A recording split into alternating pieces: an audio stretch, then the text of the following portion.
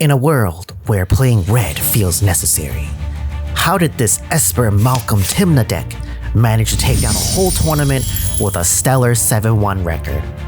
What about this deck allows it to surpass the likes of Blue Farm, Tymna Thrasios, or even RogSi, aka The Standard? I interviewed the champion and other pies to find out the secret behind what makes this deck work, and now we're gonna find out. First, let's break down this partner pairing relative to the RogSi standard. Malcolm provides the same benefit as Rograk. They share the goal of providing mana to assist with picking fights and taking more actions. While Rograk conserves mana for you by being synergistic with rituals, Malcolm generates 1 treasure per cycle to allow you to bank mana for pivotal moments. And as we know, more mana means a greater ability in seizing the window for a win. Now let's take a look at Tymna. Tymna helps you generate card advantage as your flying partner nets you 1 card per cycle. We can expect Tymna to return an average of 3 to 6 extra cards per game. Like Blue Farm, Malcolm Tymna can be patient as it generates more resources to break through with a win.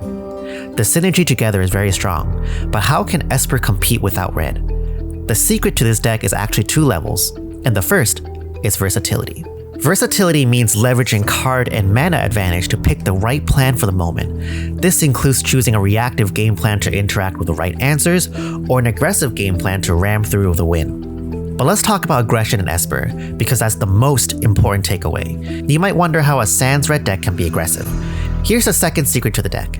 Malcolm's mana advantage is the hidden red identity in this deck. The near time walk effect of getting an extra mana source per turn is like having a free exploration in the command zone.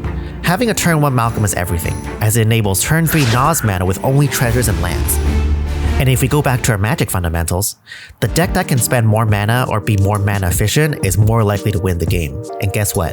Malcolm gives you that spending mana. The deck plays more cards to seize the window since it can afford to through Malcolm's treasures. Cards like Grim Tutor, Yawgmoth's Will, and even Doomsday beyond the classic Thoracle and Labman wins from Dimir. Mnemonic Betrayal is also incredible here.